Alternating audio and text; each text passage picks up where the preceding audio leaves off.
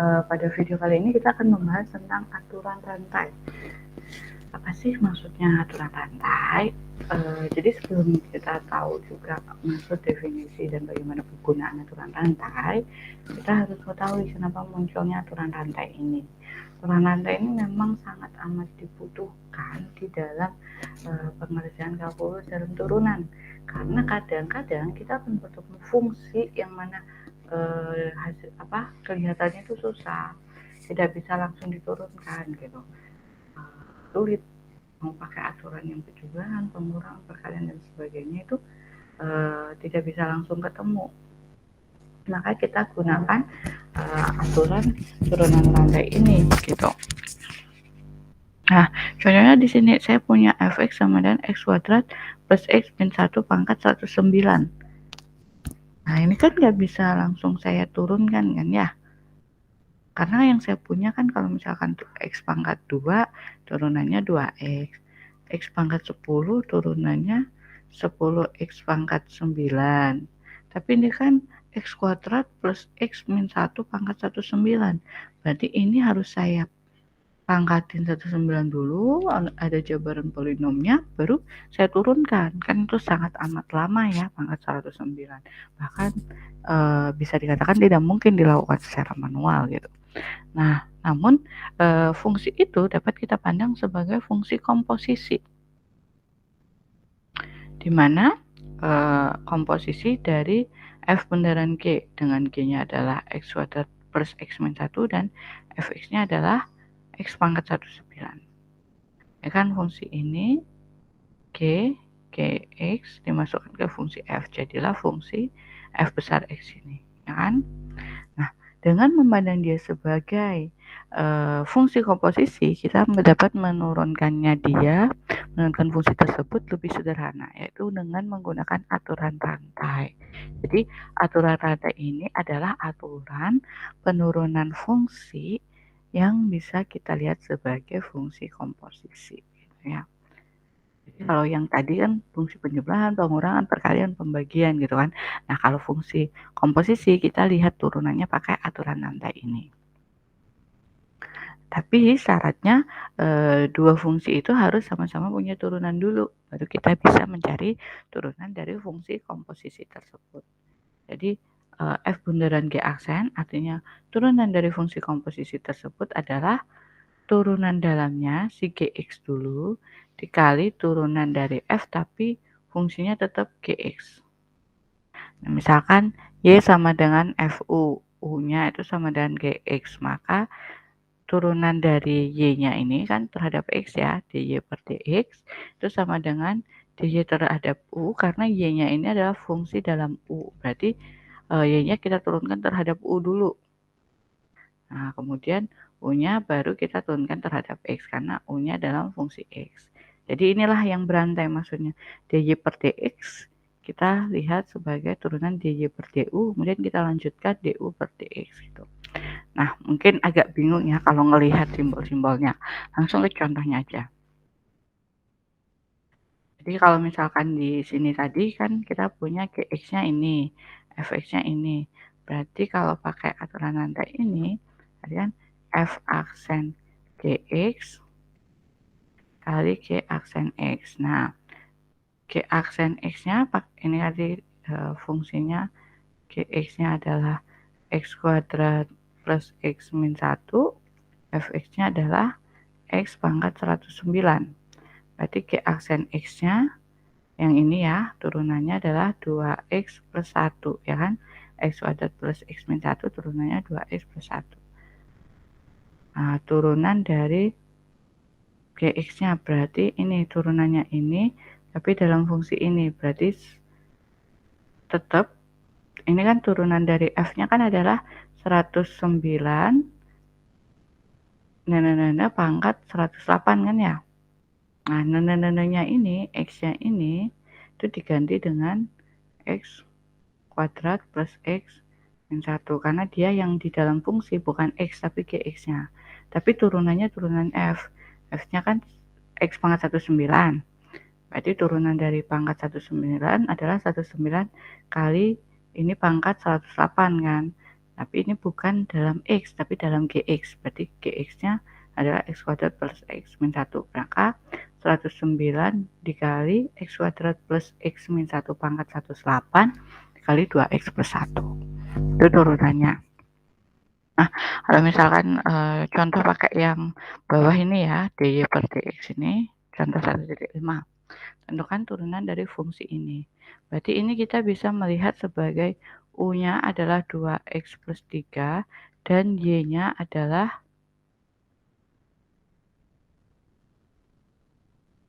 U kuadrat, ya kan? Kan ini Y-nya adalah 2X plus 3 kuadrat. Berarti kalau U-nya 2X plus 3, berarti Y-nya adalah U pangkat 2. Nah, sehingga kita punya dy per du, itu artinya berarti Y diturunkan terhadap U adalah 2U, ya kan? Ini diturunkan terhadap U, 2U, terus du per dx-nya adalah 2. Nah, ini dy per du-nya 2U, 2, U-nya kita masukkan 2X plus 3. Jadi hasilnya adalah 4X plus 6. Ya, dy per dx tadi adalah dy per du dikali du per dx.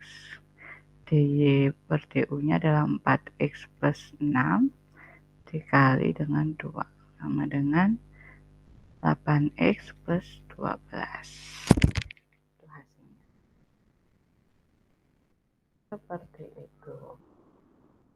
Nanti ya. Nah, ini sama.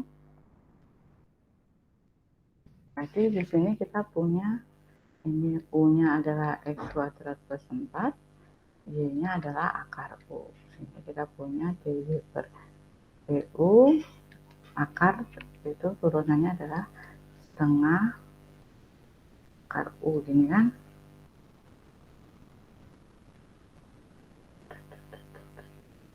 Yang du per dx-nya adalah 2x. Ini U-nya terus kita ganti.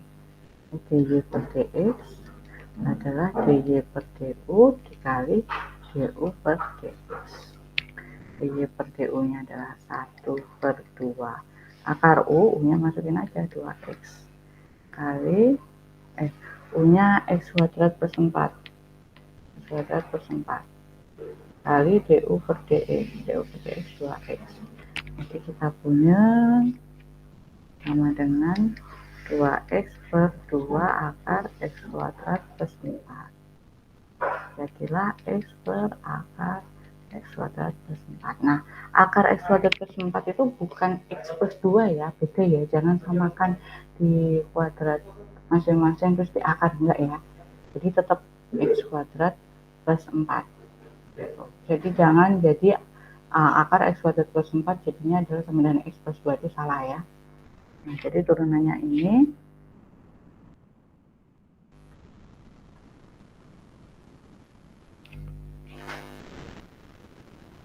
Nah, kemudian, oh ya, pertanyaannya, tentukan nilai X yang memenuhi f aksen X sama dengan 0.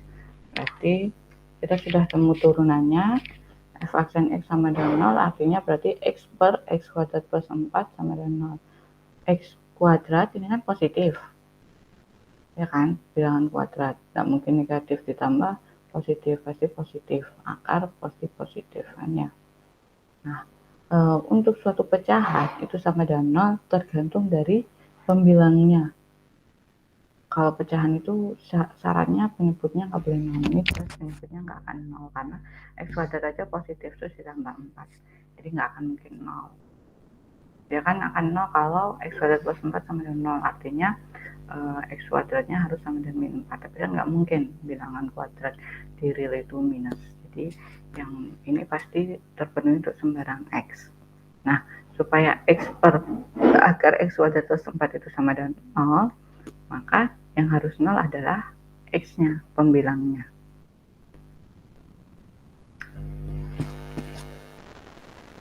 Jadi jawabannya adalah X sama dengan 0.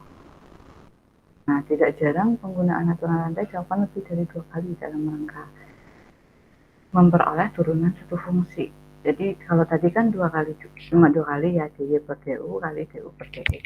bisa aja sampai 3, 4 dan seterusnya. Pokoknya di sini misalkan saya punya fungsinya adalah 3 kali ini pangkat 10. Nah, ini bisa saya pandang sebagai Y-nya itu adalah 3 kali U pangkat 10. U-nya itu adalah akar V. V-nya adalah X kuadrat. Dan 3 X kuadrat min 1 di akar angkatin 10. Gini kan? Ya kan? Nah, jadi memandangnya sih 3 kali ini pangkat 10. Nah, ininya misalkan U pangkat 10. Berarti U-nya itu adalah akar X kuadrat min 1. Tapi saya misalkan akar V aja. Berarti yang X kuadrat min 1 itu adalah si V-nya. Kan ya? Jadi ini kan 3 akar X kuadrat min 1 pangkat 10. Nah, ini itu saya anggap U. Berarti 3U pangkat 10. Terus yang dalamnya, U-nya itu kan berarti seharusnya akar X kuadrat min 1. Terlalu ribet nih. Akarnya masih dalam polinom. Berarti saya misalkan aja U-nya sama dengan akar V. Maka V-nya adalah yang di dalam akar X kuadrat min 1. Jadi, kembali ke sini kan sama dengan ini. Ya toh, 3U pangkat 10. 3 kali U-nya adalah akar V. Akar V, V-nya adalah X kuadrat min 1. Berarti akar X kuadrat min 1 pangkat 10. Sama kan? Itu ya. Jadi, bisa dipandang sebagai komposisi dari 3 fungsi. Ini 3 ya, berarti ada Y sama dengan 3 U pangkat 10, ada U sama dengan akar V, dan ada V sama dengan X kuadrat min 1.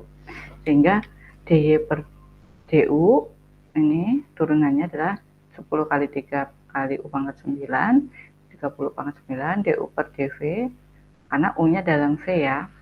Jadi 1/2 akar V, DV per DX, karena V-nya dalam X. Berarti adalah 2X. Sehingga DY per DX-nya beruntut. DY per DU, DU per DV, DV per DX. Jadi urut ya, Y-nya kan fungsi dalam U. Kemudian dilanjut, fungsi U diturunkan dalam U-nya ini apa? Dalam V, berarti turunkan ke V. Nah, setelah turunkan ke V, V-nya dalam X. Nah, baru selesai. Nanti kalau V-nya masih dalam Z, maka selanjutnya fungsi Z diturunkan dalam fungsi apa gitu. Jadi ininya urut ya, DY per DU, DU per DV, jadi ini pasti sama. Ini ke sini ya. Tuh, makanya namanya aturan rantai, dia berantai, nggak bisa sembarangan dibolak-baliknya. Gampangnya ngelihatnya gini. Terus jadi tadi ini sama dengan 30 U pangkat 9 dikali 1/2 akar V dikali 2X. Terus kita ganti U-nya tadi adalah akar V, terus V-nya adalah X kuadrat min 1. Jadi V-nya diganti X kuadrat min 1. Terus kita olah, kita kalikan, jadi 30 kali 2X, 60X, kali akar X kuadrat min 1 pangkat 9 per 2 akar ini. Seperti itu. Jadi aturan nanti gitu ya, berurutan.